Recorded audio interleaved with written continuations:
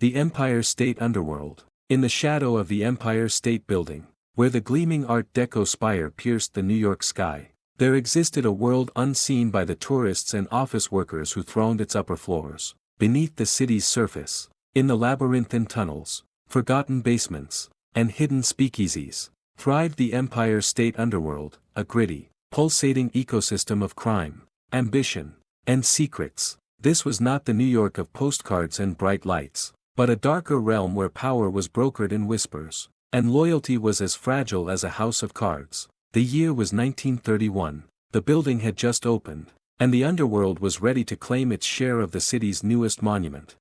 The story begins with Vincent "Vinny" Russo, a wiry, sharp-eyed man in his late 20s who had clawed his way up from the tenements of the Lower East Side. Vinny wasn't born into the criminal elite. He was a nobody, a kid who ran errands for the local mob as a teenager, dodging cops and rival gangs in the alleys of Little Italy. By 1931, he had become a trusted lieutenant for the Moretti family, one of the 5 major syndicates vying for control of Manhattan's underworld. The Morettis were old school, rooted in tradition, but they saw potential in the newly completed Empire State Building, not as a symbol of progress, but as a fortress of opportunity.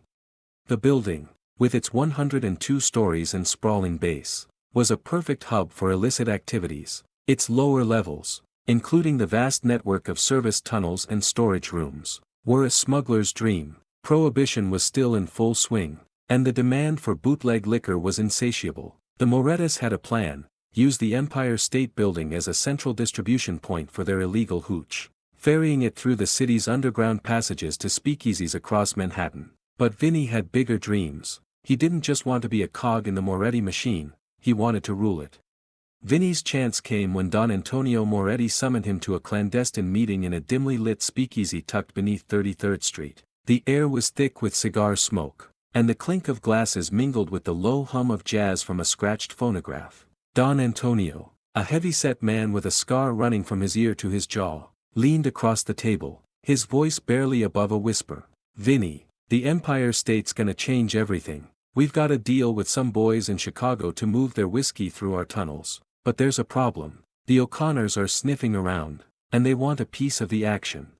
The O'Connors were the Morettis' fiercest rivals, an Irish gang based in Hell's Kitchen. They were ruthless, known for their brutal tactics and willingness to double-cross anyone who stood in their way. Vinny knew that if the O'Connors got a foothold in the Empire State Underworld, the Morettis' grip on Manhattan would weaken. He also knew this was his moment to prove himself. "Let me handle it, Don," Vinny said, his voice steady despite the knot in his stomach. "I'll make sure the O'Connors don't get near our operation." Don Antonio studied him for a long moment, then nodded. "Don't screw this up, Russo. You do this right. Your family, you fail, you're dead."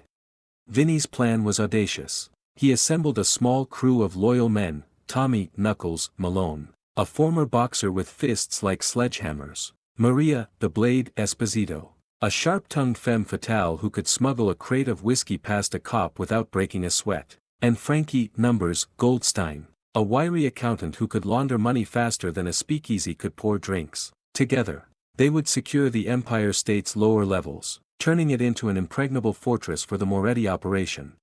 Their first move was to map the building's underbelly. The Empire State Building was a marvel of engineering, but its lower levels were a maze of service corridors, maintenance shafts, and abandoned construction tunnels. Vinny and his crew spent nights crawling through dusty passages, dodging security guards and mapping every twist and turn. They discovered a forgotten sub-basement, a cavernous space left over from the building's rapid construction. It was perfect, hidden, spacious, and accessible only through a single, rusted hatch. This would be their stronghold. But the O'Connors weren't idle. Led by Sean, the Butcher, O'Connor, a towering man with a penchant for violence, they had their own spies infiltrating the building.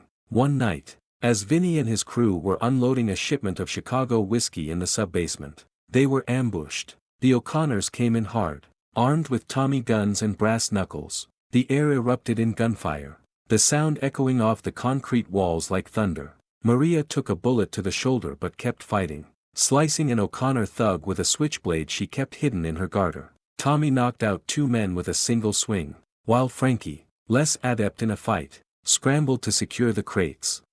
Vinny faced Sean himself. The butcher was a head taller and twice as broad, but Vinny was quick and cunning. He dodged a wild swing from Sean's blackjack and countered with a swift kick to the knee, bringing the giant down. Before Sean could recover, Vinny pressed a pistol to his temple. "This is Moretti territory," he growled. "You come back. You're a dead man." Sean's men retreated, dragging their wounded with them, but Vinny knew this was only the beginning. The O'Connors wouldn't give up so easily, and the Morettis rivals weren't the only threat. The feds were cracking down on bootlegging, and rumors swirled of a mole within the Moretti ranks. Vinny suspected Frankie, whose nervous demeanor and constant number crunching seemed like a cover for something deeper, but he had no proof, yet. As weeks turned into months, the Empire State Underworld became a battleground. The Morettis fortified their position, installing hidden doors and traps in the tunnels. Maria, recovered from her wound, took charge of recruiting new blood, street kids and desperate immigrants who could be trusted to keep their mouths shut. Tommy trained them in hand-to-hand combat, turning them into a small but fierce army. Vinny, meanwhile, worked on a bigger plan, to expand the operation beyond liquor. The Empire State